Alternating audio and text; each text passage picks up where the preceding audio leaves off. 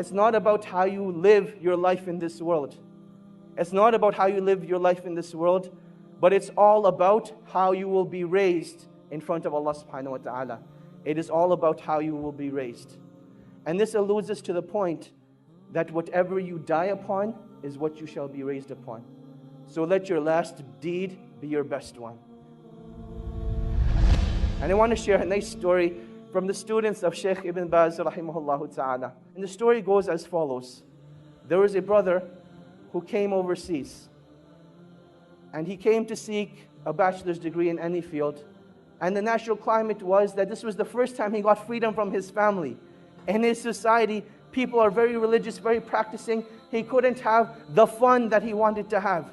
So he comes to a place like England. He's in a free mixing university. In a society where no girl looks at you. In fact, there are no girls in your class. Now all of a sudden they're sitting next to you. And you can actually find an excuse to talk to them. Hey, can I borrow a pen? Hey, can I borrow some paper? And conversation becomes very easy. And now that you have a foreign accent, oh my God, you're a fitna for them. And this was the reality that he went through. That he came from a foreign land and this attraction hit him right away. The initial stages were that he'd just go out for lunch, he'd just go out for meetings, and that is how life continued. He never actually committed zina. One day though, he went to a party and he committed zina.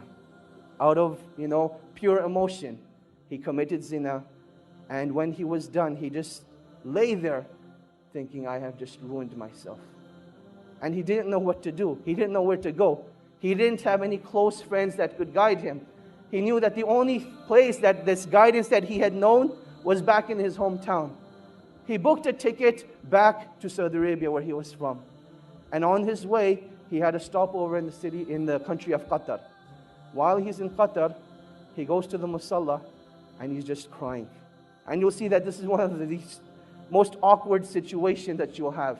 You can think about when you're with people and there's this awkward silence and it's really weird. What do you do in that situation? What becomes even more awkward is when you see a grown man crying like a baby. He's crying like a baby. What do you do in that situation?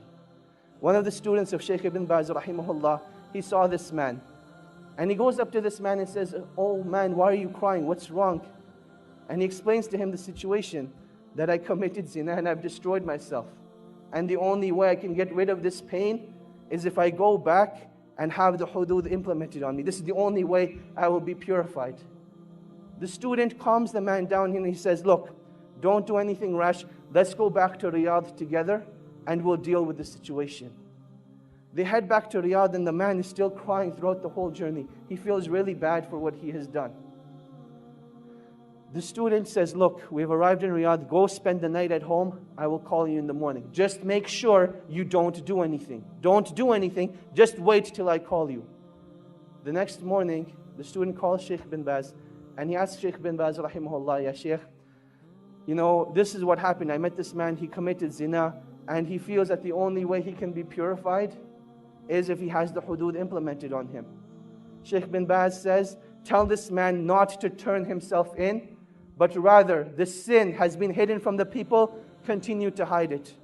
Rather, seek forgiveness from Allah subhanahu wa ta'ala and turn yourself to the Quran. Let Allah subhanahu wa ta'ala be your guide. So this is what the Shaykh says to the student. The student calls this man up.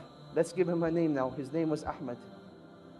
He tells Ahmad, look, the Shaykh says, don't turn yourself in. Death is the easy way out. This pain and suffering will not be taken away from that act. And Allah subhanahu wa ta'ala does not want this from you. But rather Allah subhanahu wa ta'ala wants you to rectify your ways, turn back to Allah subhanahu wa ta'ala, and that is when that pain and suffering will be taken away. That is what Ahmad decides to do. A couple of days go by, he starts reading the Quran, he starts praying in the masjid, and he says that I've never missed a single salah in the masjid since that event took place. This continues for about 2 weeks.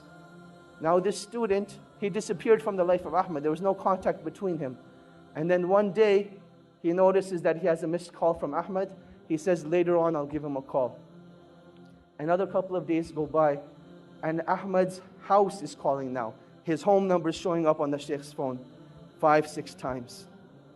The student calls the house back, And he says, Assalaamu Alaikum, how are you guys doing? What's going on? And they say, we need to speak to you. Ahmed needs your help. And he says, definitely, I'll come over and see you tonight after Isha. He prays Isha, heads over to the house. And he sees that something just isn't right. That you can walk into a place, no one will say anything, but you can see it from their faces. You can see it from their sights, that something just isn't right. He goes to the father and he says, Assalamu alaikum. He says, Wa alaikum assalam. He says, I don't even know what to say to you, but I want to thank you from the bottom of my heart. Because I know if it hadn't been for you, this wouldn't have happened. And the student's thinking, what did I do?